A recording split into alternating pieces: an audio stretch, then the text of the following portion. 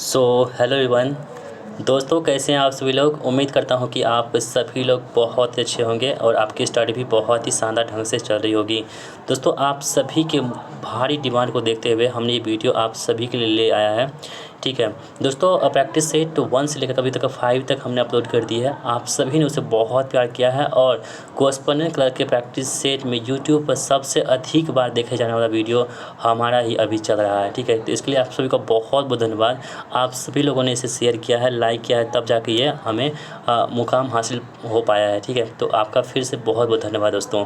ठीक है, आप सभी लोग हमें इसी तरह सपोर्ट करते रहिए। हम आपके लिए बहुत मेहनत करेंगे, जितना हो सके हमसे हम उतना मेहनत करेंगे। लेकिन आप लोग हमें सपोर्ट करते रहेंगे तो हम आगे इसी तरह से आपके लिए भी मेहनत करते रहेंगे। ठीक है, तो दोस्तों आज की इस वीडियो में प्रैक्टिस सेट नंबर हम 6 को सॉल्व करेंगे। दोस्तों, प्रैक्टिस सेट 6 का यदि आपको PDF प्राप्त करनी है तो PDF हमारे टेलीग्राम पर चैनल पर मिलेगा, जिसका लिंक भी हमने इस वीडियो के डिस्क्रिप्शन बॉक्स में दे रखी है। आप लोग जाइए, टेलीग्राम को ज्वाइन कीजिए और ये प्रैक्टिस सेट वहीं पर आपको मिल जाएगी। तो चलिए शुरू करते हैं आज की इस इंपॉर्टेंट प्रैक्टिस सेट को। दोस्तों, पहला सवाल आपके स्क्रीन पर आ चुका है। प्रैक्टिस सेट नंबर 6 का पहला सवाल आपके स्क्रीन पर है। कह रहा है कि निम्नलिखित में से कौन सा पर्वतीय दर्रा है जो अरुणाचल प्रदेश के हिमालयी क्षेत्र में अवस्थित है। ठीक है, देखिए दोस्तों, जो भारत के पूर्वोत्तर राज्य हैं, जितने जैसे कि मान लीजिए आपका इंडिया है। ठीक है, आपका क्या, मेरा भी है। तो यहाँ पे जो हमारा इंडिया है, जितने भी यहाँ पे पूर्वोत्तर राज्य हैं, जैसे कि आपका हो गया अरुणाचल प्रदेश हो गया, असम हो गया, मणिपुर हो गया, मेघालय हो गया, इन सभी राज्यों में दोस्तों आपको पहाड़ी सब देखने को मिलते हैं। ठीक है, दर्रा मिलते हैं। ये सभी चीज़ें आपको वहाँ पर बहुत मतलब कि मात्रा में देखने को मिलती है। तो निम्नलिखित में से कौन सा पर्वतीय पठार या दर्रा है जो अरुणाचल प्रदेश में स्थित है दोस्तों, तो वह है कौन सा, दीफू दर्रा। ठीक है दोस्तों, दीफू दर्रा जो है ना आपको अरुणाचल प्रदेश में देखने को मिल जाती है। तो आपके एग्जाम में स्टैटिक का प्रश्न बनता है कि दीफू दर्रा किस राज्य में स्थित है, तो अरुणाचल प्रदेश में स्थित है। ठीक है दोस्तों, इसके अलावा जो बनिहाल दर्रा है ना, ये आपके कहाँ पड़ता है, तो ये जम्मू कश्मीर में मिलता है। ठीक है, जानिए दोस्तों, इसके जितने भी पार्ट्स हैं ना, ऊपर वाला पार्ट्स, ठीक है, ये वाला एरिया, इस सभी में आपको दर्रा सब मिलेगा। तो जम्मू कश्मीर में दोस्तों कौन सा पड़ता है, हमारा बनिहाल दर्रा जो है आपको जम्मू कश्मीर देखने को मिलेगा। साथ ही दोस्तों, हम बात करें कि जोजिला दर्रा, ये भी आपको जम्मू कश्मीर में ही देखने को मिलेगा। और दोस्तों, जो खारदुंगा दर्रा है ना, ये आपको लद्दाख में देखने को मिलेगा। कहाँ पे, लद्दाख रीजन में आपको, यहाँ पे लद्दाख की राजधानी जो लेह है ना, वहाँ पे देखने को ये मिल जाएगा। तो यहाँ पे ऑप्शन नंबर ए जो है दीफू दर्रा, इस प्रश्न का बिल्कुल सही जवाब हो जाएगा। ठीक है दोस्तों, बहुत सारे स्टूडेंट ऐसे भी हैं हमारे कमेंट बॉक्स में आएंगे, वो हमें ज्ञान देंगे कि आप तो है जो बताते हैं वो तो बुक से ही बताते हैं। दोस्तों, ऐसा नहीं है। बुक में भी जो चीज़ें हैं जो बताने लायक है वो बुक में तो होगा ही होगा, लेकिन हम जो बताते हैं दोस्तों, जैसे कि मैथ्स को हम सॉल्व करते हैं, वो बुक के तरीके से नहीं सॉल्व करते। यदि आपको यकीन नहीं हो रहा तो आप देख लीजिए कि मेरा तरीका क्या होता है और बुक्स का तरीका क्या होता है। ठीक है, और दोस्तों अभी हम बता रहे हैं आपको, जितने भी एक्स्ट्रा फैक्ट बता रहे हैं, ये सभी चीज़ें आपको बुक्स में नहीं मिलेंगी। यदि जो भी कमेंट्स करते हैं भाई लोग, वो आप जाकर देख लीजिएगा क्या ये बुक्स में दे रखी हैं, क्या नहीं मिलेगा आपको। ठीक है, तो दोस्तों थोड़ा सा जो कमेंट्स करते हैं पहले सोच विचार कर लीजिए, उसके बाद आप कमेंट करेंगे तो बहुत ही अच्छा होगा। बाकी दोस्तों, जलने वाले बहुत हैं, अब तो बहुत ऐसे हैं जो जलना स्टार्ट कर दिए हैं। ठीक है, तो कोई बात नहीं, यदि आप लोगों का सपोर्ट रहा हमारे साथ तो ऐसे लोगों से कुछ नहीं होने वाला है, हम लोग आगे बढ़ते रहेंगे। चलिए बढ़ते हैं अगले प्रश्न की ओर। निम्नलिखित में से कौन से चालुक्य शासक कीर्तिवर्मन प्रथम के पूर्ववर्ती थे। तो देखिए, चालुक्य शासक जो थे ना, कौन यहाँ पे थे, जो कीर्तिवर्मन प्रथम के पूर्ववर्ती थे, यानी जो कीर्तिवर्मन प्रथम थे ना, इससे पहले कौन से शासक आ चुके थे और वो किस शासक थे, वो चालुक्य शासक थे। तो देखिए दोस्तों, इसका जो सही जवाब होगा वो पुलकेशिन प्रथम हो जाएगा। ठीक है दोस्तों, अगर हम बात करें पुलकेशिन प्रथम की, तो पुलकेशिन प्रथम जो थे ना, ये जो बादामी के चालुक्य थे। ठीक है, बादामी के जो चालुक्य थे दोस्तों, बादामी के चालुक्य वंश के जो से वास्तविक संस्थापक पुलकेशिन प्रथम ही थे। इस बात को आपको ध्यान में रखना होगा। और दोस्तों, इन्होंने अपनी राजधानी जो बनाया था वो वातापी को अपनी राजधानी बनाया था। तो ये भी आपके एग्जाम में कई बार प्रश्न बनते हैं कि पुलकेशिन प्रथम ने अपनी राजधानी जो है ना कहाँ बनाया था, तो वातापी को अपनी राजधानी बनाया था, जिसे भी आप याद रखेंगे। और दोस्तों, इसकी जो मतलब कि एक उपाधि भी थी, उसका नाम क्या था, बल्लभेश्वर जो है ना, इसकी उपाधि थी, क्या थी, बल्लभेश्वर। तो कई बार आपके एग्जाम में है ना ये मतलब कि उपाधि से भी और इसकी राजधानी से भी, प्रत्येक वंश की राजधानी से शासक से भी एग्जाम में प्रश्न बन जाते हैं। तो इन सभी चीज़ों को आपको ध्यान में रखना होगा।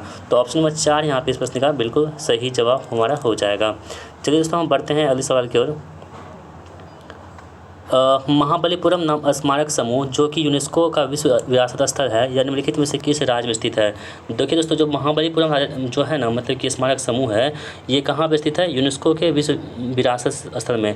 आपको हम पिछले वीडियो में बताए थे, जो भी साइट्स यानी कि जो यूनेस्को के हेरिटेज साइट में शामिल हो जाती है वो आपके एग्जाम का पार्ट्स बनते हैं। तो यहाँ पर आप देख पा रहे होंगे जो महाबलीपुरम है दोस्तों, ये आपके कहाँ है? ये यूनेस्को के विश्व विरासत स्थल में शामिल है ना। इसका मतलब ये क्वेश्चन बन चुका है, ठीक है। इसका मतलब ये क्वेश्चन बन चुका है। हम आपको क्या बताएं, जो भी जो यूनेस्को के वर्ल्ड हेरिटेज में शामिल होगा उससे प्रश्न जरूर बनेगा।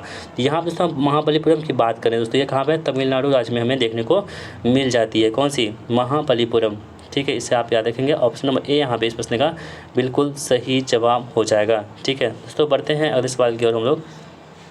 लेटराइट मृदा में निम्नलिखित में से किसकी अधिकता होती है? ठीक है, देखिए लेटराइट मृदा मिट्टी बहुत सारे प्रकार की होती है। जो यहाँ पर हम बात करते हैं किसकी? लेटराइट मिट्टी की। तो लेटराइट मिट्टी में निम्नलिखित में से किसकी अधिकता होती है दोस्तों? तो ये जो अधिकता होती है ये लोह यानी कि जो आयरन ऑक्साइड होती है ना, इसकी अधिकता होती है किसमें? लेटराइट मिट्टी में हमें देखने को मिल जाती है। इसे आप याद रखेंगे, बहुत ही ज़्यादा इंपॉर्टेंट आपके लिए हो जाता है। दोस्तों इसमें क्या होता है ना कि लेटराइट मिट्टी में बॉक्साइट या फेरिक ऑक्साइड से क्या होती है? भरपूर मात्रा में से पाई जाती है। तो ऑप्शन नंबर ए यहाँ पे सही जवाब हो जाएगा। कोई विशिष्ट जैव रासायनिक अभिक्रिया प्रेरित करने के लिए उत्प्रेरक के रूप में कार्य करने वाले किसी सजीव द्वारा उत्पादित पदार्थ को क्या कहते हैं दोस्तों? तो इससे पदार्थ को हम लोग क्या बोलते हैं? एंजाइम कहते हैं। क्या बोलते हैं? एंजाइम के नाम से इसे हम लोग जानते हैं। दोस्तों एंजाइम का काम क्या होता है कि एंजाइम सक्रियण ऊर्जा बाधाओं को कम करके और सबस्ट्रेट अणुओं को उत्पादों में परिवर्तित करके रासायनिक अभिक्रियाओं को उत्प्रेरित करते हैं। यही एंजाइम का प्रमुख काम होता है। ऑप्शन नंबर बी यहाँ पे इस प्रश्न का बिल्कुल सही जवाब हो जाएगा। बाजार में उपलब्ध अन्य श्रेणियों की अपेक्षा तुलनात्मक रूप से अधिक उदार नियमों और शर्तों वाला ऋण निम्नलिखित में से क्या कहलाता है? तो दोस्तों वो ऋण जो है ना वो कहलाता है कौन सा? सुलभ ऋण कहलाता है। यानी कि अधिक उदार नियमों और शर्तों वाला जो ऋण होता है ना वो क्या होता है? सुलभ ऋण। यानी कि जो ऐसा ऋण जो है जो मतलब कि आपको आसानी से मिल जाए उसे हम लोग क्या बोलेंगे? सुलभ ऋण कहेंगे। इसलिए ऑप्शन नंबर ए यहाँ पे इस प्रश्न का बिल्कुल राइट आंसर हमारा हो जाएगा। अगला सवाल दोस्तों आपकी स्क्रीन पर है कि राज मन्नार समिति को निम्नलिखित में से किस राज्य द्वारा स्थापित किया गया था? दोस्तों ये जो प्रश्न है ना राज मन्नार कमेटी, ये बहुत ही ज़्यादा इंपॉर्टेंट है, ठीक है। कई बार आपके एग्जाम जितने भी एग्जाम हुए हैं कॉम्पिटिटिव एग्जाम उसमें ये प्रश्न बने हैं कि राज मन्नार समिति जो है ना ये मतलब कि किससे संबंधित है, ठीक है, और किस राज्य से संबंधित है, ये भी प्रश्न पूछे गए हैं। तो दोस्तों आपको बता दें जो राज मन्नार समिति है ना इसकी जो स्थापना हुई थी वो 27 मई 1971 को हुई थी। कब? 27 मई 1971 ईस्वी को राज मन्नार समिति की स्थापना हुई थी, कमेटी की स्थापना हुई थी। और दोस्तों इसका काम दोस्तों ये था कि जो केंद्र राज्य संबंध में ना मतलब कि केंद्र राज्य संबंध के बारे में इसकी चर्चा करने की बातें इसमें की गई थी। और आर्टिकल नंबर 356 और 357 को हटाने की सिफारिश की गई थी, ठीक है। आर्टिकल 356 जो है और 357 जो है भारतीय संविधान की, इसको हटाने की सिफारिश किसमें की गई थी? राज मन्नार आयोग में, इस समिति में की गई थी, कमेटी में की गई थी, ठीक है। और दोस्तों हम बात करें अगर कि राज मन्नार समिति की, ये आपके कहाँ पड़ता है? तमिलनाडु राज्य में हमें देखने को मिल जाती है। तो यहाँ पर हम देख लेते हैं है क्या तमिलनाडु।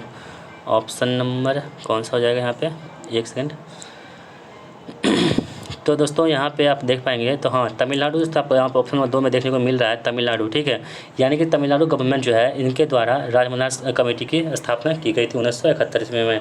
चलिए दोस्तों बढ़ते हैं अगले सवाल की ओर। निम्नलिखित में से कौन सी पुस्तक भारतीय लेखिका दीपा अनापरा द्वारा लिखी गई है? ठीक है दोस्तों, ये जो पुस्तक है क्या नाम इसका?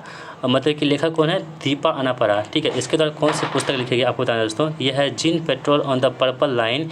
ये जो पुस्तक है ये दीपा अनापरा द्वारा लिखी गई है। ऑप्शन नंबर 3 यहाँ पे इस प्रश्न का बिल्कुल सही जवाब हमारा हो जाएगा, ठीक है।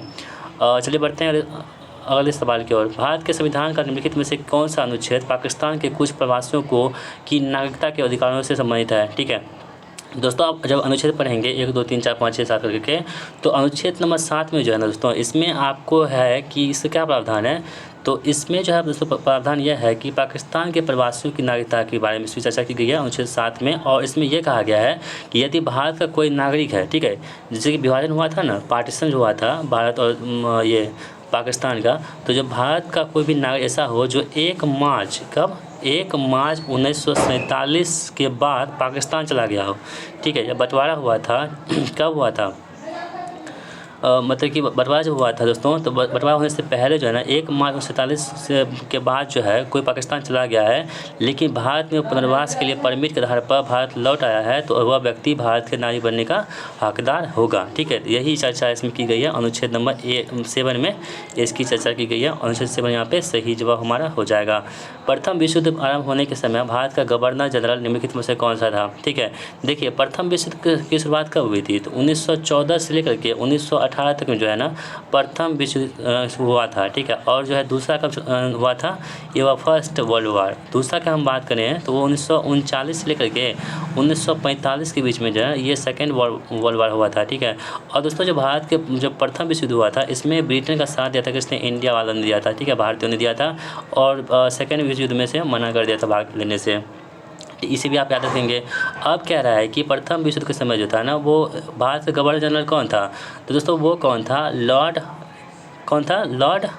हार्डिंग द्वितीय था। ठीक है, और दोस्तों इसका कार्यकाल जो है आपको बता दें 1910 से लेकर के 1916 के बीच में ना ये आपको मतलब कि भारत के गवर्नर जनरल थे। तो आप देख पा रहे होंगे कि 1914 इसी बीच में आ रहा है, इसलिए ऑप्शन नंबर ए यहाँ पे इस प्रश्न का बिल्कुल सही जवाब हमारा हो जाएगा। चलिए दोस्तों बढ़ते हैं हम अगले सवाल की ओर। संघ लोक सेवा आयोग यानी कि यूपीएससी के अध्यक्ष और सदस्यों का कार्यकाल कितना होता है? ठीक है, देखिए अगर हम बात करें यहाँ पे यूपीएससी की, किसकी? यूपीएससी की, जो सिविल सर्विसेज की तैयारी करते हैं दोस्तों उसकी बात हो रही है यहाँ पे। तो संघ लोक सेवा आयोग के अध्यक्ष और सदस्यों का कार्यकाल कितना होता है? तो देखिए सबसे हम बात करें कि यूपीएससी की स्थापना कब हुई थी दोस्तों, तो 1 अक्टूबर 1926 ईस्वी को इसकी स्थापना होती है, किसकी? यूपीएससी की। ठीक है, और यूपीएससी की स्थापना जो होती है दोस्तों, इसके जो चेयरमैन होते हैं, जो अध्यक्ष होते हैं, उसकी नियुक्ति कौन करते हैं? तो भारत के राष्ट्रपति करते हैं। ठीक है, भारत के राष्ट्रपति जो है मान लीजिए वर्तमान में द्रौपदी मुर्मू जी हैं, उनकी नियुक्ति करते हैं। ठीक है, तो दोस्तों ये आपको बता दें जो भारत सरकार अधिनियम 1935 आया था, इसके द्वारा संघीय लोक सेवा आयोग के रूप में इसको पुनर्गठित किया गया था, जिसे आप याद रखेंगे। यहाँ प्रश्न कह रहा है कि संघ लोक सेवा आयोग के अध्यक्ष और सदस्यों का कार्यकाल कितना वर्ष होता है दोस्तों? तो 6 वर्ष या 65 वर्ष की आयु तक, यानी कि 6 वर्ष पूरा कर ले या 65 वर्ष उम्र हो जाए, जो भी पहले हो जाए उस तक जो है ना ये यूपीएससी के अध्यक्ष अपने पद पर बने रहते हैं। तो ऑप्शन बी यहाँ पे इस प्रश्न का बिल्कुल सही जवाब हमारा हो जाएगा। ठीक है दोस्तों, हम बढ़ते हैं अगले सवाल की ओर। मैक्सिको की खाड़ी और लेब्राडोर सागर निम्नलिखित में से किसके भाग हैं? तो मैक्सिको की खाड़ी और लेब्राडोर सागर जो है ना ये किसके भाग हो जाएंगे यहाँ पे? तो दोस्तों ये अटलांटिक महासागर के भाग हो जाएंगे। किसके? अटलांटिक महासागर के भाग हो जाएंगे। कौन सा? मैक्सिको की खाड़ी और लेब्राडोर की ये सभी हो जाएंगे। ठीक है, तो ऑप्शन नंबर 4 यहाँ पे इस प्रश्न का बिल्कुल सही जवाब हमारा हो जाएगा। निम्नलिखित में से किस समिति ने इलेक्ट्रॉनिक फंड्स ट्रांसफ़र EFT प्रणाली स्थापित किए जाने की अनुशंसा की थी? तो वो कौन सी कमेटी थी दोस्तों? ये रंगराजन समिति नहीं थी। ठीक है, देखिए अब हम देख लेते हैं दूसरा ऑप्शन क्या है यहाँ पे। दूसरा है कि सेरा समिति 1995 और है सर्राफ समिति 1994 और उर्जित पटेल समिति। तो दोस्तों इसका सही जवाब क्या होगा? सेरा समिति 1995 में इसको मतलब गठित किया गया था। रिजर्व बैंक ने इलेक्ट्रॉनिक फंड ट्रांसफर और अन्य इलेक्ट्रॉनिक भुगतान पर कानून के प्रस्ताव के लिए एक समिति गठन किया था, वो सेरा समिति के मतलब कि शेर समिति या कमेटी ये बोल सकते हैं 1995 के तहत हुआ था। ऑप्शन बी यहाँ पे इस प्रश्न का बिल्कुल सही जवाब हमारा हो जाएगा। 1928 में साइमन कमीशन के भारत आने पर निम्नलिखित में से किस नारे के साथ इसका स्वागत किया गया था? ठीक है दोस्तों, आपको क्या बताते हैं, जो जिस भी प्रश्न में महात्मा गांधी जी इन्वॉल्व होंगे वो प्रश्न एग्जाम का पार्ट्स बनेंगे, इसलिए गांधी युग को आपको अच्छे से पढ़ के जाना, वहाँ से 1 या 2 प्रश्न आपको फिक्स एग्जाम में आना ही आना है। और बिहार का एग्जाम है दोस्तों, आपको बिहार में जो गांधी जी आए थे, जैसे कि आपका चंपारण सत्याग्रह सब हो गया, ठीक है, किसान जो 3 कठिया प्रणाली सब जो खत्म हुआ था, इसके बारे में आपको ध्यान से पढ़ना ही पढ़ना होगा। ठीक है, क्योंकि आपके एग्जाम में यहाँ से प्रश्न बनेंगे। अब 1928 की हम बात करें यहाँ पे, तो कह रहा है कि साइमन कमीशन के भारत आने पर निम्नलिखित में से किस नारे के साथ इसका स्वागत किया गया था दोस्तों? तो साइमन कमीशन का जो नारा था दोस्तों वो था साइमन गो बैक, यानी कि साइमन वापस जाओ का नारा दिया गया था। ठीक है, क्योंकि दोस्तों क्यों दिया गया था? साइमन कमीशन में दोस्तों 7 सदस्यीय टीम थी। ठीक है, और सातों दोस्तों जो थे ना वो सभी के सभी क्या थे? अंग्रेज थे, यानी कि कोई भी भारतीय इसमें शामिल नहीं था। आप बताइए, जब कोई ऐसा कानून जो भारतीयों के लिए बनाया जा रहा हो और उसमें कोई भारतीय ही शामिल ना हो तो वो कानून अच्छा होगा? बिल्कुल भी नहीं होगा। इसलिए दोस्तों इसका विरोध किया जा रहा था पूरे भारत में, जहाँ जहाँ भी साइमन कमीशन जाता था उसका विरोध वहाँ पर होता था। और इसी के विरोध करते हुए लाला लाजपत राय को मतलब कि लाठियों, अंग्रेज़ों की लाठियों की मतलब चोट से उनकी मृत्यु हो गई थी साइमन कमीशन के विरोध करते हुए। इसे भी आप याद रखेंगे। ऑप्शन नंबर ए यहाँ पे इस प्रश्न का बिल्कुल राइट आंसर हमारा हो जाएगा। साइमन वापस जाओ, साइमन गो बैक का नारा लगाया गया था। चलिए बढ़ते हैं अगले सवाल की ओर। पृथ्वी गैस की एक परत से आच्छादित है, इसे क्या कहा जाता है? देखिए पृथ्वी जो है ना गैस के परत से आच्छादित होता है, इसे हम लोग क्या बोलते हैं? इसे वायुमंडल कहते हैं। क्या बोलते हैं? वायुमंडल का नाम जानते हैं किसको? पृथ्वी गैस से एक परत मतलब कि पृथ्वी जो है गैस की एक परत से आच्छादित है। यानी पृथ्वी में आपको बहुत सारे गैस मिलेंगे, जैसे कि आपको नाइट्रोजन हो गया, ऑक्सीजन हो गया, कार्बन डाइऑक्साइड हो गया, आर्गन हो गया, ये सभी गैस दोस्तों आपको वायुमंडल में मिलते हैं, तो इसी को हम लोग क्या बोलते हैं? मतलब वायुमंडल कहते हैं। ऑप्शन में बी यहाँ पे इस प्रश्न का बिल्कुल राइट आंसर हमारा हो जाएगा। अगला सवाल है कि एक्वारेजिया के विषय में निम्नलिखित में से कौन सा कथन सही नहीं है? तो कौन सा यहाँ पर कथन जो ऐसा है जो सही नहीं है, किसके बारे में? एक्वारेजिया। दोस्तों आपको बता दें एक्वारेजिया होती है ना एक ऐसा लवण होता है, एक ऐसा मतलब कि आप लिक्विड बोल सकते हैं जिसमें सोना को पिघलाने की क्षमता होती है। ठीक है, यहाँ कह रहा है कि एक्वारेजिया नाइट्रोहाइड्रोलिक अम्ल का विलयन होता है। ठीक है, और दोस्तों दूसरा है कि एक्वारेजिया के को कार्बन यौगिकों के साथ मिलाने पर विस्फोट हो जा सकता है। ठीक है, देखिए पहला सही है, दूसरा भी सही है। अब आगे बढ़ते हैं हम लोग। आगे कह रहा है कि एक्वारेजिया विलयन बहुत ऊर्जा युक्त और विस्फोट संभाव्यता वाला होता है, ये भी दोस्तों सही है। ठीक है, देखिए एक्वारेजिया में दोस्तों क्या होता है ना, आपको मतलब कि हाइड्रोक्लोरिक अम्ल और नाइट्रिक अम्ल का दोस्तों मिश्रण होता है। क्या? देखिए नाइट्रिक अम्ल हम बात करें दोस्तों, यहाँ पे एक होता है नाइट्रिक अम्ल, हाइड्रोक्लोरिक HCl जो होता है HCl वो कितना होता है? 3 होता है, तो 1:3 में दोस्तों आपको ये देखने को मिल जाएगा एक्वारेजिया।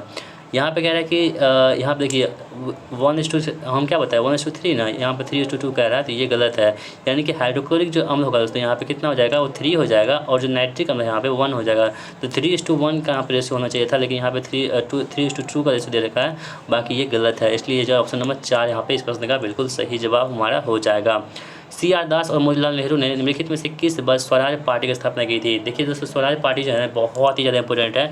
इसमें आपको जो एनी बेसेंट जी थी ना वो भी आपको इसमें देखने को मिलेगी। ठीक है, तो स्वराज पार्टी जो है आपको मोतीलाल नेहरू और CR दास चित्तरंजन दास द्वारा ये स्थापना की गई थी। कब? तो 1 जनवरी 1923 को। कब किया गया था? तो 1 जनवरी 1923 को CR दास और मोतीलाल नेहरू द्वारा जो है ना इस स्वराज पार्टी की स्थापना की गई थी। इसे भी आप याद रखेंगे, आपके लिए बहुत ही ज़्यादा इंपॉर्टेंट ये हो जाता है। ठीक है दोस्तों, हम बढ़ते हैं अगले सवाल की ओर हम लोग। अगला सवाल आपके स्क्रीन पर है, निम्नलिखित में से कौन सी नदी माही नदी की एक सहायक नदी नहीं है? ठीक है दोस्तों, नदियों से प्रश्न आपका बहुत बार पूछे जा रहे हैं। कह रहा है कि निम्नलिखित में से कौन सी नदी ऐसी है जो माही नदी की एक सहायक नदी नहीं है? ठीक है, तो दोस्तों वो कौन सी हो जाएगी? तेंदुनी। तेंदुनी नदी जो है ना वो माही नदी की सहायक नदी नहीं है, जबकि सोम है, जाखम है, अनास है, ये तीनों नदियाँ क्या है? तो आपको माही नदी की सहायक नदी हो जाएंगी। तो ऑप्शन नंबर 4 यहाँ पे इस प्रश्न का बिल्कुल सही जवाब हमारा हो जाएगा। चलिए दोस्तों, हम बढ़ते हैं अगले सवाल की ओर। कह रहा है कि समुद्रगुप्त के उत्तराधिकारी चंद्रगुप्त द्वितीय निम्नलिखित में से किस नाम से जाने जाते थे? तो वो किसके नाम जानते थे? आप देख लीजिए, विक्रमादित्य है, भारत का नेपोलियन, प्रभाकर और सेंडोकोटस। तो किस नाम से जानते थे सर हम लोग? विक्रमादित्य के नाम से जानते थे। ऑप्शन नंबर ए यहाँ पे इस प्रश्न का बिल्कुल सही जवाब हो जाएगा। समुद्रगुप्त के उत्तराधिकारी जो थे चंद्रगुप्त द्वितीय निम्नलिखित में से किस नाम से जानते थे? यानी कि इसका मतलब ये हुआ ना कि चंद्रगुप्त द्वितीय का जो है ना उपनाम क्या था? तो विक्रमादित्य नाम था। इसे भी आप याद रखेंगे, ये आपके एग्जाम में ये सवाल बन चुके हैं और आपके एग्जाम में भी आने की बहुत बड़ी संभावना देखी जा रही है। देखिए भारत के नेपोलियन हम बात करें दोस्तों तो उसे समुद्रगुप्त कहते हैं। किसे बोलते हैं? समुद्रगुप्त को भारत का नेपोलियन भी कहते हैं। इस पॉइंट को भी आप याद रख सकते हैं क्योंकि ये भी आपके एग्जाम में पूछे जा चुके हैं। ठीक है, तो इन सभी बातों को आपको ध्यान में रखते हुए चलना है। चलिए बढ़ते हैं हम अगले सवाल की ओर। अरावली पर्वत श्रृंखला निम्नलिखित में से किस राज्य में अवस्थित नहीं है? ठीक है दोस्तों, देखिए अरावली जो है ना मेन रूप से आपको राजस्थान में देखने को मिलेगा, और इसके जो आसपास हैं राजस्थान के आसपास जितने भी चीज़ें हैं मतलब कि राज्य हैं उसमें भी आपको देखने को मिलेगा। देखिए कि राजस्थान आपको गुजरात में देखने को मिलेगा, हरियाणा में देखने को मिलेगा, राजस्थान में तो प्रॉपर है ये है, लेकिन पंजाब में दोस्तों आपको देखने को नहीं मिलेगा। कौन सा? अरावली श्रृंखला। तो ऑप्शन नंबर ए यहाँ पे सही जवाब होगा क्योंकि यही पूछा जा रहा है आपसे कि अरावली पर्वत श्रृंखला जो है ना वो कहाँ पे देखने को नहीं मिलेगा? तो पंजाब में देखने को नहीं मिलेगा, जबकि गुजरात में, हरियाणा में, राजस्थान में देखने को मिलेगा। ठीक है, तो ऑप्शन नंबर ए यहाँ पे इस प्रश्न का बिल्कुल सही जवाब हमारा हो जाएगा। तो चलिए दोस्तों, अब हम बात कर लेते हैं कि इसकी मैथ्स को हम सॉल्व कर लेते हैं। ठीक है, तो चलिए देख लेते हैं पहला सवाल क्या है। देखने में तो बहुत बड़ा लग रहा है, बाकी इसको सॉल्व करने की कोशिश करते हैं कि क्या है ये। चलिए चलिए दोस्तों, पहले वीडियो को पॉज कीजिए, आप खुद से ट्राई कीजिए, देखिए आपसे बन पाता है कि नहीं। उसके बाद आप हमारे आंसर को देखिएगा कि क्या जो हम बताएं आपको समझ में आ रहा है या नहीं। पहला सवाल दोस्तों कह रहा है कि पी क्यू तथा आर एक कार्य को क्रमशः 15 दिन में और 20 दिन में पूरा कर सकते हैं। पी पहले दिन कार्य करता है, क्यू दूसरे दिन कार्य करता है और आर तीसरे दिन कार्य करता है तथा इसी प्रकार आगे भी कार्य करता है। कितने दिनों में कार्य पूरा हो जाएगा? ठीक है, तो देखिए सबसे पहले आपको क्या करना होगा ना कि पूरे टोटल कार्य कितने हैं वो आपको निकालना होगा। तो थोड़ा सा हम लिखने की कोशिश करते हैं। तो पेन मेरा काम नहीं कर रहा है, हम दूसरा पेन ऑर्डर किए हैं, देखिए कब तक पहुंचता है, फिर कोशिश करते हैं। देखिए पी जो है दोस्तों, पी की हम बात करें तो पी कितने दिन में काम करता है? पी आपको 30 दिन में काम करता है, ठीक है। और दूसरा हमारे पास देखिए नहीं चल रहा है, दूसरा आपके पास तो क्यू है। क्यू की हम बात करें अगर, तो क्यू जो है ना आपके पास 15 दिन में चलता है। क्यू जो है ना यहाँ पे हम हाथ से लिखने की कोशिश करते हैं 15 दिन में।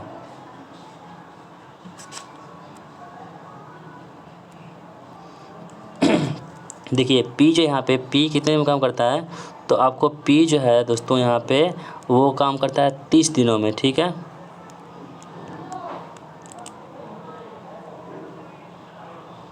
ठीक है, और क्यू दोस्तों कितने दिन में काम करता है, तो आपको 15 दिन में काम करता है, ठीक है।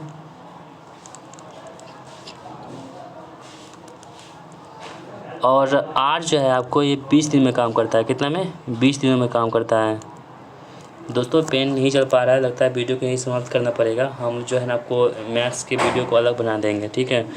तो देखिए नहीं हो पा रहा है। पी 30 दिन में काम करता है, क्यू जो है 15 दिन में काम करता है और आर जो है ना वो आपको 20 दिन में काम करता है। टोटल दोस्तों यहाँ पे काम निकालेंगे तो कितना हो जाएगा आपके पास? 60 काम हो जाएगा, ठीक है।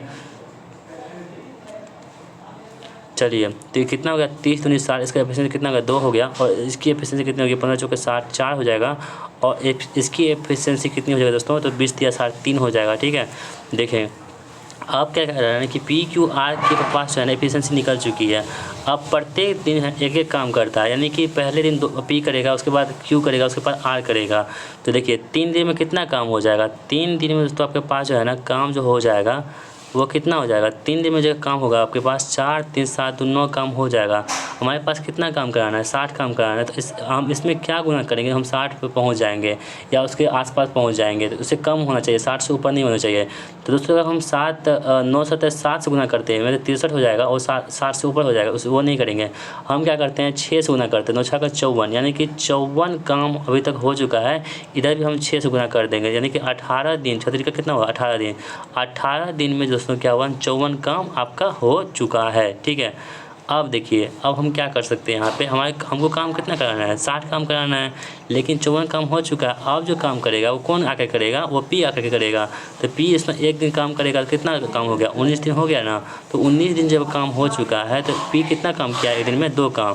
तो 54 2 कितना हो गया? 56 काम हो चुका है यहाँ पे, ठीक है। 56 काम यहाँ पे हो चुका है। अब देखिए 60 पूरा क्या? नहीं। अब कौन करेगा? तो क्यू करेगा। फिर एक दिन जोड़ेंगे इसमें और 20 दिन हो चुका है, यहाँ पे 20 दिन हो चुका है। और 20 दिन जो हो गया है तो अब जो है क्यू जो आया है वो कितना दिन काम कर रहा है? 4 काम कर रहा है, तो उसमें 4 जोड़ देंगे, यानी कि 56 4 कितना हुआ? 60, यानी कि 60 काम हो चुका है। कितना दिन लगा? 20 दिन लगा। वही प्रश्न आपसे पूछा जाएगा कितना समय इसमें लगा है, तो 20 दिन यहाँ पे इस प्रश्न का बिल्कुल सही जवाब हमारा हो जाएगा, ठीक है। दोस्तों बढ़ते हैं अगले सवाल की ओर हम लोग। चलिए एक काम दोस्तों ये करते हैं हम लोग कि इसमें आपको जो है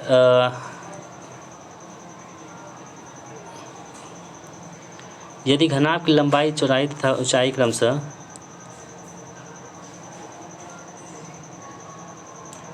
10%, 20% और 15% बढ़ जाती है तो उसके आयतन पर कितना प्रभाव पड़ेगा? देखिए 10% बढ़ा रहा है ना, तो 110 कर देंगे यहाँ पे। 20% बढ़ रहा है ना, तो 120 कर देंगे बटे 100 कर देंगे, ठीक है। और 15% बढ़ रहा है तो यहाँ पे क्या करेंगे? 150 बटे 100 कर देंगे, ठीक है। दोस्तों से आप सॉल्व करेंगे, कर लीजिएगा, तो आपके पास जो है ना 151.58 आएगा, ठीक है। तो आप 8 आएगा, 8% आएगा। तो आप एक बार देख पा रहे होंगे जो है कि 100 से कितना अधिक है? 51 अधिक है ना। यदि 100 से कम होता है तो नेगेटिव माइनस में हो जाता है। और 100 से कितना अधिक है? 51 अधिक है। 51.8 जो है ना यहाँ पे इस प्रश्न का सही जवाब होगा, जो ऑप्शन नंबर 3 में दे रखा है, ठीक है। दोस्तों अगला सवाल देख लेते हैं हम लोग। इसे आप सॉल्व कर लेंगे तो आपके पास जो है ना -1 इस प्रश्न का आंसर आएगा। बहुत ही आसान प्रश्न है। क्या है कि एक आयत की लंबाई दे रखी है 24 सेंटीमीटर है, और यदि विकर्ण की लंबाई कितनी है? 26 सेंटीमीटर है। तो आयत की चौड़ाई क्या हो जाएगी? तो देखिए दोस्तों आयत की लंबाई कितनी दे रखी है हमारे पास, लंबाई कितनी 26 सेंटीमीटर है और चौड़ाई 24 सेंटीमीटर है, तो हम इसका क्या निकाल सकते हैं, बी निकाल सकते हैं, यानी कि ये जो मतलब कि चौड़ाई क्या निकाल सकते हैं, रूट अंडर क्या होता है, रूट अंडर क्या होता है इसके बाद, तो 26 स्क्वायर और माइनस क्या हो जाएगा 24 स्क्वायर हो जाएगा, क्या 24 स्क्वायर माइनस क्या होगा 24 स्क्वायर हो जाएगा। इसे आप सॉल्व करेंगे दोस्तों तो आपके पास जो है ना वो 10 सेंटीमीटर आंसर निकल के आ जाएगा, जो ऑप्शन नंबर किसमें है 4 में दे रखा है। चलिए बढ़ते हैं इस सवाल की ओर। एक वस्तु का विक्रय मूल्य 432 रुपये है, तो उसका लाभ 35% है, तो वस्तु का क्रय मूल्य कितना हो जाएगा।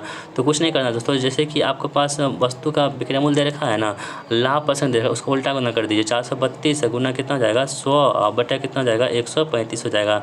ठीक है, जितना परसेंट लाभ कर देंगे तो जिसे आप कट कीजिएगा ना, तो आपके पास जो है ना 320 निकल के आ जाएगा, यानी कि 320 इस प्रश्न का राइट आंसर हमारा हो जाएगा।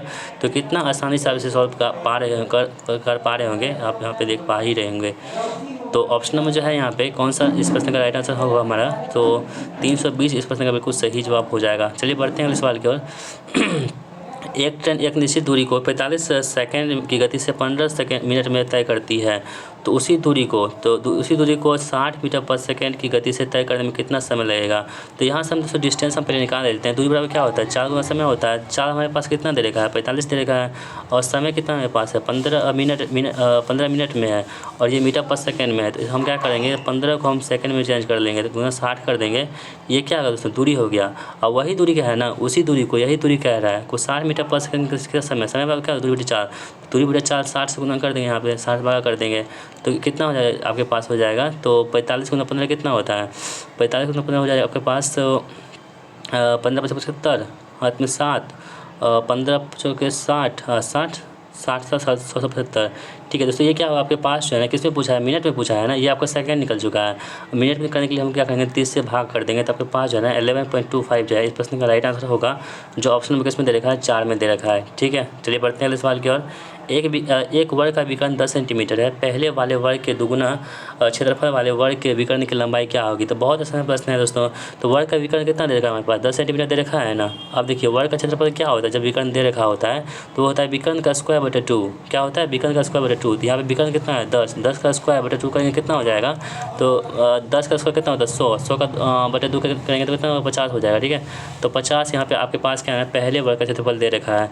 अब कह रहा है कि पहले वर्ग क्षेत्रफल का दोगुना करने पर, तो गुना 2 कर देंगे तो यानी कि 100 सेंटीमीटर हो चुका है। अब कह रहा है कि विकर्ण की लंबाई क्या होगी, तो अब फिर वही बात है कि विकर्ण लंबाई क्या होती है रूट अंडर क्या होती है भुजा होती है, तो रूट अंडर 100 कर देंगे तो कितना हो जाएगा पास 10 सेंटीमीटर हो जाएगा, जो ऑप्शन नंबर किस में दे रहेगा ऑप्शन नंबर सॉरी A√2 होता है ना विकर्ण, यानी कि भुजा √2, तो 10 निकलेगा भुजा, तो 10√2 यहाँ पे इसका आंसर होगा, जो ऑप्शन नंबर किस में दे रखा है ऑप्शन नंबर ए में दे रखा है। चलिए अगला सवाल देख लेते हैं हम लोग। 6400 की राशि पर 10% वार्षिक ब्याज की दर से 2 वर्ष के लिए चक्रवृद्धि ब्याज और साधारण ब्याज का अंतर क्या होगा। दोस्तों देखिए जब भी आपको 2 वर्ष का समय दे रखा होगा और CI और SI का अंतर दे रखा होगा, तो बस आपको एक ही फॉर्मूला लगाना है इसमें, PR² बटे 100²। क्या PR² बटे 100² आप इसे लगा देंगे तो आपका आंसर तुरंत आ जाएगा। ठीक है, इसमें आपको वैल्यू को पुट कर दीजिए। हमारे पास प्रिंसिपल कितना है 6400 रुपये है ना, तो 6400 यहाँ पर हम लिखेंगे, और उसके बाद R² कितना हमारे पास है, तो 10 का स्क्वायर कितना होता है 100 है, और हमारे पास से जो है 100² कर देंगे, 100 गुना 100 कर देंगे। ठीक है, अब देखिए काट लीजिए 100 से 100 कट गया यहाँ से, और 200 से 200 कट गया, कितना बचा 64 रुपये बचा। तो 64 इस प्रश्न का सही जवाब होगा। कितना आसान प्रश्न था, बहुत ही आसान प्रश्न था। चलिए अगला सवाल कह रहा है कि 2 वृत्तों की त्रिज्या 20 सेंटीमीटर है। ठीक है, तथा 1 सेकेंड 20 सेंटीमीटर तथा 15 सेंटीमीटर है। यदि एक तीसरे वृत्त का क्षेत्रफल दोनों वृत्तों के क्षेत्रफल के योग के बराबर है, तो तीसरे वृत्त की त्रिज्या क्या होगी। दोस्तों सेम वही सवाल है जो पिछले बार हम बताए थे आपको, पिछले वीडियो में बताए थे ना। जैसे कि एक वृत्त है मान लीजिए ये, और एक वृत्त ये है। ठीक है, इसकी जो त्रिज्या है वो कितनी दे रखी है 20 सेंटीमीटर दे रखी है। ठीक है, और इसकी जो त्रिज्या है दोस्तों वो कितनी है 15 सेंटीमीटर दे रखी है। कह रहा है कि इन दोनों का त्रिज्या को जोड़ करके, दोनों वृत्त को जोड़ करके जो तीसरा वृत्त बन रहा है ना, उसकी त्रिज्या कितनी होगी आपको ये बताना है। ठीक है, तो दोस्तों आप यहाँ पे देखेंगे जो वृत्त की जो क्षेत्रफल होती है क्या होती है πr² होता है ना, तो π² R1 मान लीजिए, या πr2 मान लीजिए। ठीक है, ये मान लीजिए πr3 मान लीजिए। ठीक है स्क्वायर, तो यहाँ से पाई हम कॉमन ले लेंगे, तो R1² प्लस कितना हो जाएगा R2 का स्क्वायर हो जाएगा यहाँ पे। ठीक है, बराबर कितना हो जाएगा आपके पास, तो ये पाई R3 का स्क्वायर हो जाएगा। तो दोस्तों यहाँ से हम पाई पाई को कंसीडर कर सकते हैं। जब आर स्क्वायर कितना हो जाएगा, जब पहला कितना है 220 है तो 4 स्क्वायर हो गया, और यहाँ पे दूसरा कितना है 15 है, 225 हो गया, ठीक है, बराबर कितना हो जाएगा आपके पास, तो आर स्क्वायर यहाँ पर हो जाएगा। तो आप दोनों तो जोड़ेंगे दोस्तों तो कितना होगा 625 होगा, और 625 का जब आर स्क्वायर यहाँ पे है, जब इधर करेंगे तो ये क्या होगा रूट में आ जाएगा। तो 625 का रूट कितना होता है, तो कितना होता है 25 होता है। तो 25 जो है ना सेंटीमीटर इसका त्रिज्या होगा किसका, तीसरे वृत्त का। तो 25 सेंटीमीटर किस में दे रखा है, ऑप्शन नंबर 4 में दे रखा है, ठीक है। तो ऑप्शन नंबर 4 यहाँ पे इस प्रश्न का सही जवाब हो जाएगा। कितना आसान प्रश्न है, बहुत आसान प्रश्न है दोस्तों, बस आपको कॉन्सेप्ट पता है ना तो इसे आप इजीली फाइंड कर लेंगे। अगला सवाल कह रहा है कि एक 3460 रुपये की धनराशि पर सालाना ब्याज उधार दी गई है। यदि ब्याज की दर 5% वार्षिक हो तो 5 वर्ष के लिए साधारण ब्याज कितनी होगी, ठीक है। तो दोस्तों कितना आसान है, आपके पास क्या निकालना है, साधारण ब्याज निकालना है। ऐसा बराबर क्या होता है PRT/100 होता है, तो PRT/100 कर देंगे, इसमें आप लगा दीजिए। तो P हमारे पास कितना है 3460 है, 3460 लिख देंगे यहाँ पे, ठीक है। गुना कितना कर देंगे, आर हमारे पास कितना है 5% है, और समय कितना हमारे पास है 5 है, बटा 100 कर देंगे, बस सिंपल सी बात। ये सुन कर गया 5 5 10 हो गया, ये कितना हो गया 17 2 6 173 पंच कितना होता है, तो 3 5 15 हाथ में 1 17 17 5 50 1 86 865 रुपये। Option B is the right answer. कितना आसान प्रश्न है दोस्तों। अब कह रहा है क्या इसमें कि ये 6 लाख रुपए दे रखा है, ठीक है। इसमें पूछा क्या है, सीधा उस पर चलिए ना। पूछा है आपको कि T5 T6 T3 की कारों की कुल बिक्री का योग कितना होगा। T5 T6 T3 T5 T6 T3 T5 T6 और T3, तो कितना देखिए 17 13 कितना होगा, 17 3 20 10 30 30 8 38%, यानी कि आप 60,000 का 38% निकाल लीजिए, जो आंसर होगा वही जो आएगा वही आंसर होगा आपका। तो 60,000 का 38% आप निकालेंगे दोस्तों, तो 6 लाख का 38% कितना हो जाएगा आपके पास, तो 38% से 2 शून्य कट गया यहाँ से, और 8 6 के 48 हाथ में 4 और 6 के 18 4 22 228 कहाँ दिख रहा है, ऑप्शन नंबर 2 में दिख रहा है। तो बस ऐसे ही सॉल्व करना है। T5 और T1 के कारों के बीच बिक्री की संख्या में अंतर, तो यहाँ देख लीजिए T5 और T1 कितना है, तो T5 और T1 दोस्तों यहाँ पे कितना दे रखा है, तो T5 और T1 आप देख लेते हैं हम लोग। देखिए T5 यहाँ पे है आपका 17% और T1 कितना है 20%, तो कितना का अंतर है 3% का अंतर है। तो बस आप जो है ना मतलब कि 6 लाख का 3% निकाल दीजिए, वही आपका आंसर होगा। तो 6 लाख का 3 36 18 ऐसे ही हो रहा है, तो आप कर भी लीजिए। 6 लाख का 3% निकालेंगे दोस्तों, तो 3% निकालेंगे तो परसेंटेज से क्या होगा 2 शून्य कट जाएगा, जैसे 36 का 18 हो गया, ऑप्शन नंबर 3 यहाँ पे सही जवाब हो जाएगा, ठीक है। चलिए, यदि 25% तथा 20% क्रमशः दी गई 2 छूट दी जाती है तो निबल छूट याद कीजिए। देखिए जब भी इस टाइप का प्रश्न हो ना तो एकल छूट पूछा जाए, तो इसमें देखिए आप कोई भी चीज़ को आप 100% मानिए, ठीक है। उसमें आपको छूट जो कहेगा ना तो आप 100 में से उसको घटा दीजिएगा। जैसे 25% छूट कह रहा है ना तो आप यहाँ पर 75 लिखिए, ठीक है, गुना कीजिए। आप कितना कर रहा है 20% कर रहा है तो आप 80 लिखिए, क्योंकि 20 में से 100 में से घटा देंगे, बटे क्या कर देंगे परसेंट निकाल के 100 कर देंगे। आप देखिए 25 या 75 होता है और 25 चौके कितना होता है 100 होता है, ये कितना होगा 20 चौका 80 और 20 या 60, यानी कि 60% जो है यहाँ पे हुआ। 60% क्या हुआ आपके पास छूट हुआ, लेकिन किस में से 100% में से। जब 100 में से 60% घटाएंगे कितना बचेगा आपके पास 40% बचेगा, जो ऑप्शन में किस में दे रखा है 4 में दे रखा है, ठीक है। तो आपको ऐसे ही सॉल्व करना है।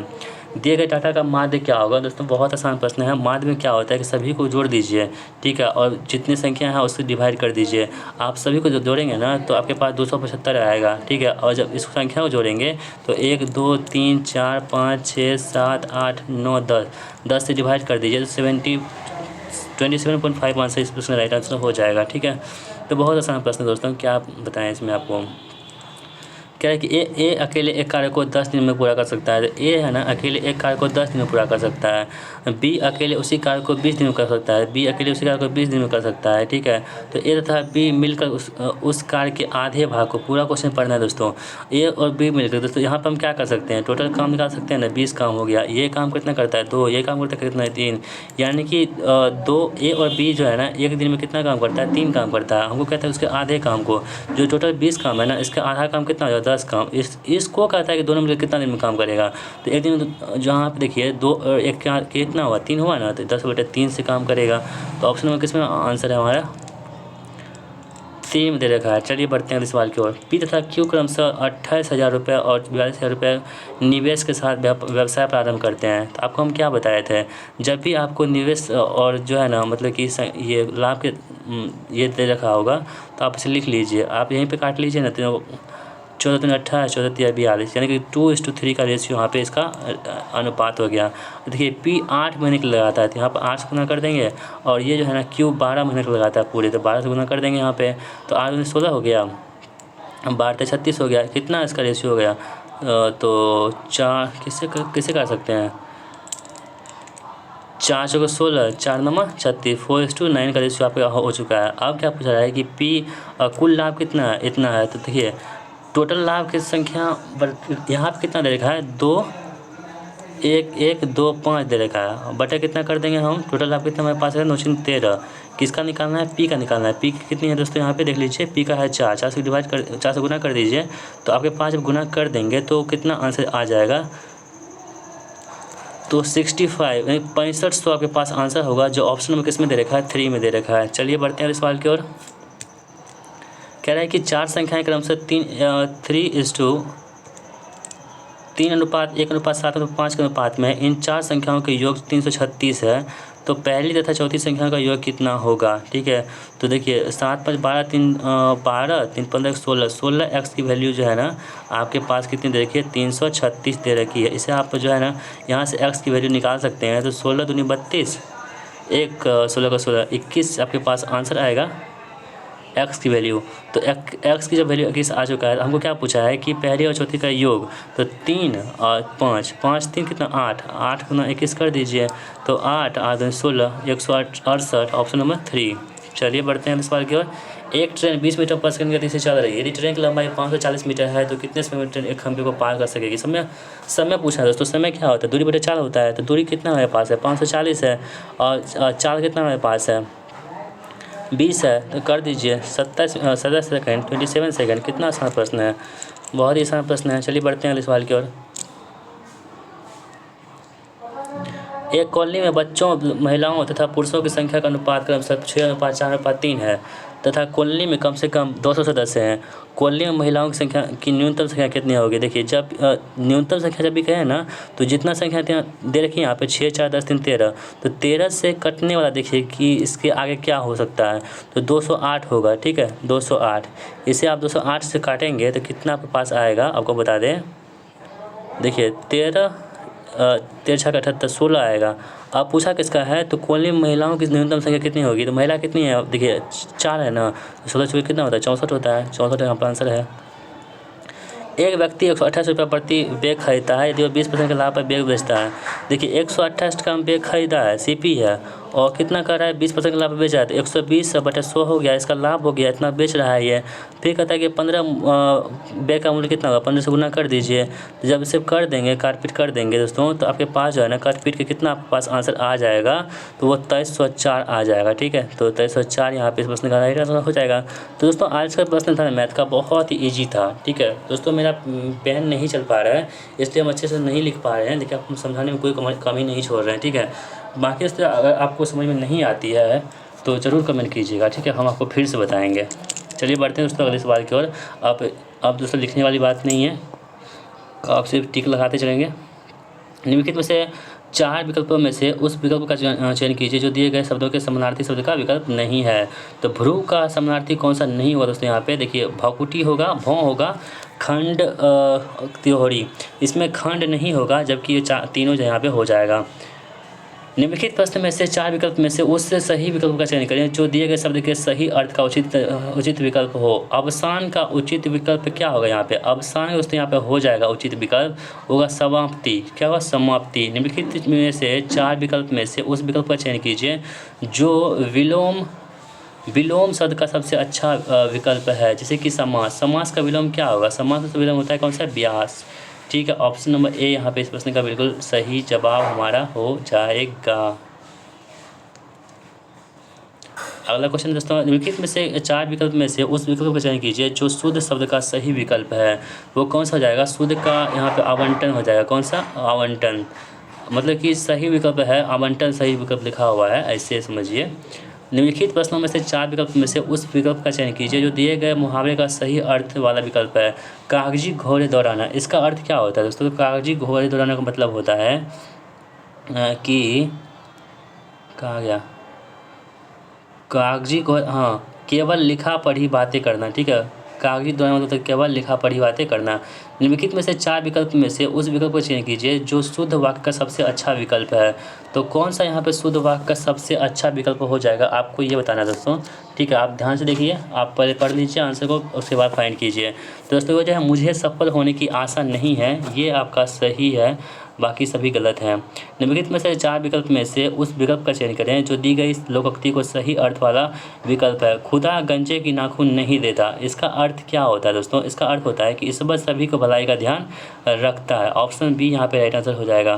दोस्तों ये आपके पास है ना एक गद्यांश है, इसको आपको पढ़ना है, ठीक है। वीडियो को पॉज कर लेना है, पढ़ना है, उसके बाद जो है सॉल्व करना है, ठीक है। यहाँ देखिए आपको आंसर बता देते हैं हम। इनमें कौन सा बाढ़ का पर्यायवाची शब्द नहीं है? आप बिना पढ़े भी इसको बना सकते हैं। तो दोस्तों यहाँ पे दुर्बल नहीं होगा, जबकि वृद्धि, सैलाब और विकास बाढ़ का पर्यायवाची शब्द हो जाएंगे। अनुच्छेद के अनुसार योजनाकार कब तक लापरवाह रहते हैं? तो कब तक होते हैं दोस्तों ये? प्रकृति अपना क्रोध न दिखाए तब तक लापरवाह रहते हैं, गद्यांश के अनुसार। इस अनुच्छेद का कोई उपयुक्त शीर्षक क्या हो जाएगा? आप अनुच्छेद को पढ़ेंगे तो शीर्षक जो निकलेगा दोस्तों वो आपके पास प्रकृति का कहर, ठीक है। दोस्तों आपके पास रीजनिंग का सवाल है, ये भी प्रश्न बहुत ही इंपॉर्टेंट क्या है, ये आपके एग्जाम में नहीं पूछेगा, बहुत बड़ा सवाल है, आउट ऑफ सिलेबस है। इसका आंसर क्या होगा? तो यहाँ पे गलत भी लिखा हुआ है, ठीक है। कुछ बहुत सारे मिस्टेक है इस बुक में, इसका आंसर आपके पास इंग्लिश आ जाएगा, ठीक है। बहुत मिस्टेक है इस बुक में। उस विकल्प का चयन कीजिए जो तीसरे शब्द से वो इसी प्रकार संबंधित है जिस प्रकार दूसरा शब्द पहले संबंधित है। अध्याय है, किताब है, तो जीवा क्या हो जाएगी? अध्याय किताब, जीवा कैसे होगी? वृद्धि से संबंधित हो जाएगी, ठीक है। यहाँ पे कह रहा है कि आपको ये आपके पास मतलब कि आकृति दे रखी है, इसमें कौन सी आकृति जो है सेम मतलब निहित है इसमें, वो आपको बताना है, ठीक है।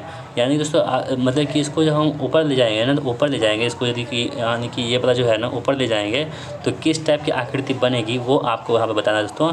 ये आकृति जो है ऑप्शन नंबर 2 में बन जाएगी, यही टाइप का, ठीक है। 8 दोस्त है, ABCDEFG वृत्ताकार मैच के चारों, तो वही दोस्तों सेम सवाल है, ठीक है। यदि आप हमारे प्रैक्टिस को फॉलो कर रहे हैं, 1 से लेकर 5 तक यदि फॉलो किए होंगे तो सेम वही सवाल है, ठीक है। कुछ नहीं बदला है, सेम वही पैटर्न को फॉलो कर रहा है। तो इसमें आप हम क्या बताएं, आप तो सीख ही गए होंगे बिल्कुल। इसका सही आंसर इसमें होगा ऐप, ठीक है। चलिए, गर्व है, घमंडी है, भ्रांति है, क्या होगा? तो गर्व है, घमंडी है, भ्रांति दोस्तों क्या होगा? मोह हो जाएगा, भ्रम। उस विकल्प का चयन कीजिए जो आगे है। तो देखिए 32 से 256 कैसे होगा? तो 32 गुना 8 क्या होता है? 256 होता है। उसी प्रकार 16 8 कितना होता है? 128 होता है। ऑप्शन नंबर किस में है? 1 में है। चलिए नेक्स्ट क्वेश्चन है, निम्नलिखित में से असंगत को चुनाव कीजिए। ओटावा है, थिम्पू है, बीजिंग है, चिली है, क्या आंसर होगा?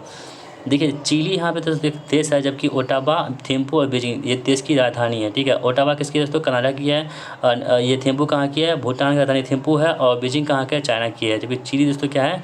चिली एक देश है और इसकी राजधानी कहाँ पे है? सेंटियागो है। इसे भी आप याद रखेंगे। एक कुट भाषा में जो बाइसाइकिल है उसको 59 के रूप में लिखा जाता है, उसी कुट भाषा में विंडो को किसे लिखेंगे? तो दोस्तों आप ध्यान से देखेंगे अगर इस सवाल को, तो इसमें देखिए क्या हो रहा है ना, जितने यहाँ पे देखे हैं ना नंबर, जैसे कि बी का 2 हो गया, आई का 9 हो गया, सी का 3 हो गया, वाई का 25 हो गया, सी का 3 हो गया, एल 12 हो गया, ई 5 हो गया, सभी का आप जोड़ेंगे 59 आएगा। उसी प्रकार डब्ल्यू कितना होता है? 23 होता है, आई 9 होता है, एन 14 होता है, डी 4 होता है, ओ 15 होता है, एन डब्ल्यू 23 होता है। यदि आप सभी को जोड़ेंगे तो जोड़ने के बाद जो आपके पास आंसर आएगा वो कितना आपके पास आ जाएगा? वो 88 आ जाएगा, कितना? 88 आ जाएगा, ठीक है। दोस्तों सेम सेम सेम सेम मतलब कुछ भी चेंज नहीं किया है, बस उसी पैटर्न को फॉलो करते हुए इस प्रैक्टिस को बनाया गया है। विकल्प में से उस आकृति का चयन कीजिए जो दी गई श्रृंखला में अगले स्थान पर आएगी। तो यहाँ पे कौन सी आकृति यहाँ पे आने वाली है, आप पहले इसको देख लीजिए, उसके बाद आपको हम ऑप्शन भी यहाँ पे दिखाई देते हैं। चलिए ऑप्शन यदि आप देख लेंगे ना, तो ऑप्शन देखने के बाद आपके पास आंसर निकल कर आ जाएगा, वो ऑप्शन नंबर ए हो जाएगा, ठीक है। यहाँ पे कह रहा है कि 8, 19, 41 और 74, आगे क्या आने वाला है, ठीक है। दोस्तों इसमें क्या हो रहा है ना कि इसमें आप 8 से जब 19 पे आएंगे कितना +11 करेंगे ना, 11 प्लस क्या होता है +11 यहाँ पे कर देंगे, ठीक है। उसके बाद यहाँ +22 करेंगे यहाँ पे +33 करेंगे, यहाँ पे +44 कर देंगे। तो जब 7 4 कितना हुआ, 4 4 8 हो गया, 7 6 11, 118 है क्या? ऑप्शन नंबर 3 में सही जवाब है। ठीक है दोस्तों, पेन नहीं चल पा रहा है, मुझे बहुत बुरा भी लग रहा है, क्या बताएं, हम लिख नहीं पा रहे हैं, हम हाथ से ही लिख रहे हैं। थोड़ा मैनेज कीजिएगा दोस्तों, 1 2 दिन जैसे ही आ जाएगा पेन तो फिर इसमें कोई दिक्कत नहीं होगी। निम्नलिखित में से असंगत को पहचानिए। कौन से यहाँ पर असंगत है दोस्तों, देखेंगे। आई कितना होता है 9, एल कितना 12, पी कितना था 16। जब तीनों तीनों जोड़ेंगे ना तो वो आपके पास 37 निकल के आ जाएगा। उसी प्रकार से एफ कितना होता है 6, जे कितना 10, यू 21। जब जोड़ेंगे तीनों को तो आपके पास 37 आ जाएगा। ठीक है, उसी प्रकार दोस्तों जो टी कितना होगा 20, 8 28, आई 9 कितना होगा 37 हो गया। लेकिन दोस्तों जे एच यू जो है ना, ये आपका कितना हुआ 10 हुआ, ये 8 होगा, यू 21 हुआ, कितना हो गया। यदि आप देखेंगे तो ये आपके पास 39 हो जाता है। तो सभी क्या है 37 है, लेकिन ये 39 हो गया, इसलिए ये अलग है। उस संख्या को पहचाने जो अन्य से भिन्न है, तो इसमें क्या भिन्न हो जाएगा, तो देखेंगे आप 6 5 11 कितना होता है 12 हो गया। सेम वही चीज़ दोस्तों, सेम वही चीज़, 6 5 12 ये भी 12 हो गया, 7 में 12 13, ये 13 हो गया, 7 में 12, यही अंतर है। तो क्या बताएं इसमें आपको, सेम वही चीज़ है। इस बुक में ना मतलब कोई चेंजमेंट किया ही नहीं है। बोटनी दोस्तों उसको उल्टा करके लिख दिया, फिर ओलोजी है उसको उल्टा करके कैसे लिख देंगे। तो आप लोग इसे खुद से बना सकते हैं, इसमें हम क्या टाइम देंगे। ऑप्शन नंबर 4 यहाँ पर सही जवाब हो जाएगा। ठीक है, तो ये सब बहुत आसान है। कुछ शराब कुर्सी है, कुछ कुर्सियाँ ड्रम है, इसे हम बना देते हैं, ये तो बनाने लायक है, ये कुछ अलग प्रश्न है। चलिए, क्या कह रहा है ना कि कुछ शराब कुर्सी है, तो कुछ शराब मान लेते हैं यहाँ पे, कुछ शराब है। ठीक है, ये क्या है कुर्सी है, तो कुर्सी मान लीजिए। ठीक है, कब सभी कुर्सियाँ ड्रम और सभी कुर्सियाँ क्या है ना वो ड्रम हो गया, डी मान लेते हैं। ठीक है, तो सभी कुर्सियाँ शराबें हैं, कह रहा है कि सभी कुर्सियाँ जो है क्या वो शराबें हैं, नहीं दोस्तों ये कुछ में आ रहा है, ये गलत हो गया। कुछ ड्रम शराबें हैं और कुछ ड्रम जो है सुइयाँ शराबें हैं, ये बिल्कुल सही है, यानी कि दूसरा कथन सही है और पहला कथन गलत है। तो यहाँ पर हम लोग देख लेते हैं। तो दोस्तों यहाँ पे केवल 2 सही है, इसलिए ऑप्शन नंबर 2 यहाँ पे इस प्रश्न का राइट आंसर हमारा हो जाएगा।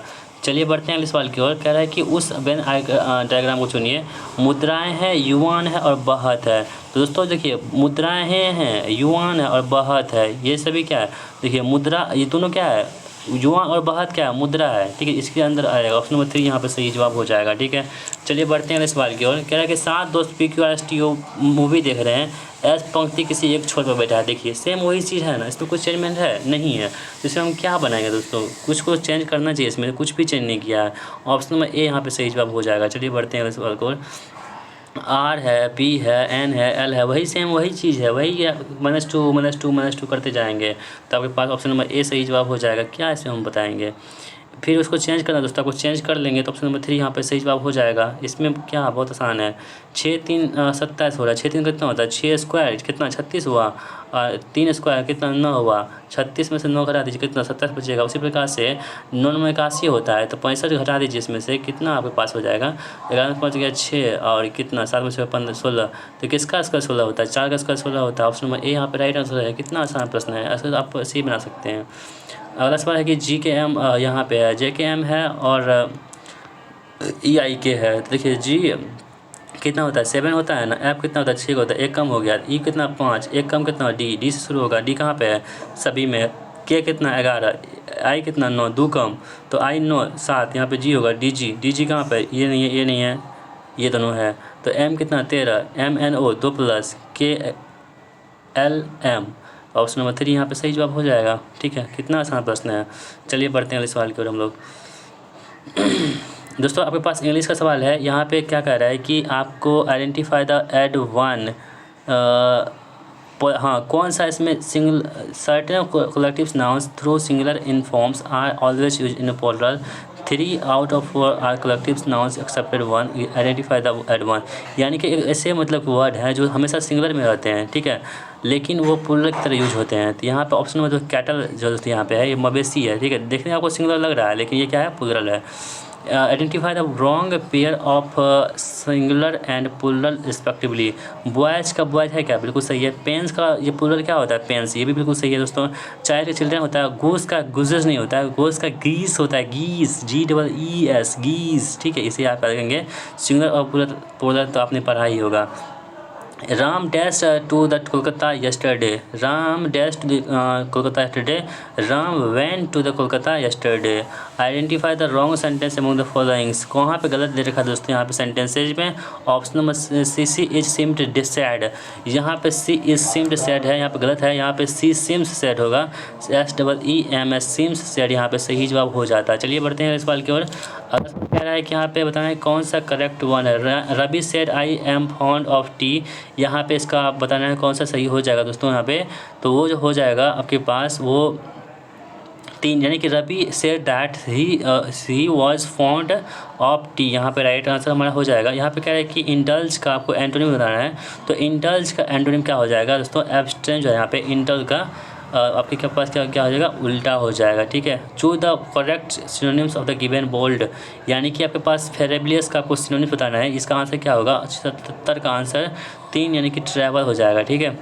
The tiger was moving dash the head of buffaloes. The tiger was moving towards the buffalo. ठीक है. The old man many not live dash the winter. तो इसका आंसर क्या होगा, थ्रू द विंटर. ठीक है. In which sentence conjunction joins 2 words only.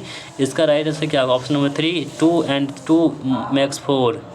MS Excel 2010 में dash function किसी स्ट्रिंग में कैरेक्टर की कुल संख्या का वितरण करता है. तो कौन सा यहाँ पर सही आंसर होगा, LEN करता है. निम्नलिखित में से कौन एक डॉक्यूमेंट प्रोसेसिंग सॉफ्टवेयर नहीं है. तो कौन सा दोस्तों यहाँ पे नहीं है, ओपन ऑफिस इम्प्रेस नहीं है. निम्नलिखित में से कौन सा सिंबल ईमेल पते में उपयोग किया जाना चाहिए. दोस्तों कौन सा किया जाना चाहिए, वो आपके पास जो है ना किया जाना चाहिए दोस्तों. वो कौन सा @ का उपयोग किया जाना चाहिए. MS एक्सेल 2010 में फंक्शन केवल वर्तमान सिस्टम तिथि प्रदान करता है. तो उसे क्या बोलते हैं हम लोग, टुडे जो है ना वर्तमान तिथि को प्रदर्शित करता है. MS एक्सेल 2010 में हाइड विकल्प किस में मौजूद होता है. तो ये दोस्तों आपके पास व्यू में हाइड विकल्प जो है मौजूद होता है. एक मार्कअप लैंग्वेज है. इसका आंसर क्या होने वाला है, वो SXML हो जाएगा.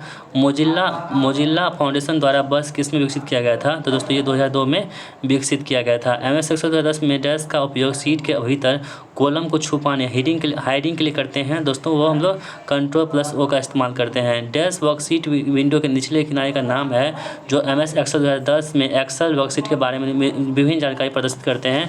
तो दोस्तों वो कौन सा होता है, स्टेटस बार जो है ना विभिन्न जानकारी हमें प्रदान करती है. इसे भी आप याद में रखेंगे, इम्पोर्टेंट है आप सभी के लिए. नेक्स्ट क्वेश्चन दोस्तों आपके पास है. MS एक्सेल 2010 में डैश A से आगे बढ़ते हुए डैश को एक से आगे नामित करते हैं. तो दोस्तों इसका राइट आंसर क्या होगा, कॉलम्स और रोज. ठीक है. इसे आप पढ़ेंगे. MS वर्ड डॉक्यूमेंट में सिलेक्ट किए जाने वाले टेक्स्ट या ग्राफिक्स को कट करने की स्वतः क्लिप बोर्ड पर स्टोर हो जाता है के लिए निम्नलिखित में से किस कीबोर्ड शॉर्टकट कट का इस्तेमाल करते हैं. तो Ctrl+X का इस्तेमाल करते हैं. ठीक है. अगला क्वेश्चन देख लेते हैं हम लोग. MS एक्सेल में एक वर्कबुक को विशिष्ट वर्कशीट में बांटने के लिए निम्नलिखित में से किसका उपयोग करते हैं हम लोग. तो हम लोग करते हैं नेम बॉक्स का इस्तेमाल करते हैं. प्राप्त ईमेल को देखने और प्रतिबंधित करने के लिए आमतौर पर निम्नलिखित में से किस विकल्प का इस्तेमाल करते हैं हम लोग. तो वो विकल्प होता है इनबॉक्स. MS वर्ड में टेक्स्ट फॉर्मेटिंग के संदर्भ में निम्नलिखित में से कौन सा विकल्प इफेक्टा श्रेणी के संबंध में रखता है. तो दोस्तों वो कौन सा हो जाएगा, स्ट्राइक थ्रू हो जाएगा. MS वर्ड में किसी पिक्चर, प्रोग्राम, वेब या ईमेल एड्रेस का लिंक बनाने के लिए निम्नलिखित में से किस फीचर का इस्तेमाल करते हैं हम लोग. तो वो फीचर होता है कौन सा, हाइपर लिंक का इस्तेमाल करते हैं.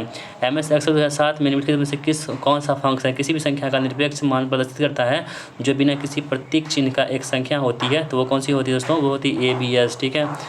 MS वर्ड 2007 में प्रिंट प्रीव्यू करने के लिए क्या करते हैं, इस्तेमाल करते हैं हम लोग. Option number 3 office button, print और प्रिंट प्रीव्यू. HTTP का पूर्ण रूप क्या होता है दोस्तों. HTTP का जो पूर्ण रूप होता है यहाँ पे होता है हाइपर टेक्स्ट ट्रांसफर प्रोटोकॉल. ठीक है. ये तो बहुत आसान प्रश्न था. चलिए यहाँ पे मोबाइल फ़ोन के साथ इंटरनेट का प्रयोग करने के लिए निम्नलिखित में से किस सेवा का सबसे अधिक उपयोग किया जाता है. तो दोस्तों वो होता है सेवा कौन सी, वो होती है 3G 4G. ठीक है. अब 5G भी आ चुका है, देखिए ऑप्शन में नहीं है, इसलिए हम 4G को ही टिक करेंगे. MS एक्सेल में निम्नलिखित में से कौन सा सेल रेफरेंस डिफ़ॉल्ट होता है. तो दोस्तों वो कौन सी होती है, सापेक्ष यानी कि रिलेटिव होती है. तो दोस्तों हमने इस प्रकार जो है ना प्रैक्टिस सेट नंबर 6 को भी यहाँ पर कवर कर लिया है और उम्मीद करते हैं आपको ये वीडियो बहुत ही पसंद आई होगी. दोस्तों आपको अगर हमारी वीडियो पसंद आती है, हमारी मेहनत आपको पसंद आती है दोस्तों, तो प्लीज़ वीडियो को लाइक कर दीजिएगा और अपने कम से कम 5 मित्रों के साथ इस वीडियो को शेयर भी कर दीजिएगा. ठीक है. वीडियो बनाने में बहुत मेहनत लगती है दोस्तों, बस आपसे थोड़ी सी रिक्वेस्ट करते हैं, आप हमारी मेहनत को बदले थोड़ी सी एक काम कर दीजिए, वीडियो को लाइक कर दीजिए और अपने दोस्तों के साथ शेयर भी कर दीजिए. ठीक है. तो हमको इससे बहुत अच्छा मिलता है, हमें मोटिवेशन मिलता है, हम और आपके लिए और मेहनत करने की कोशिश करते हैं. तो चलिए मिलते हैं नेक्स्ट वीडियो में. तब तक के लिए जय हिंद, वंदे मातरम.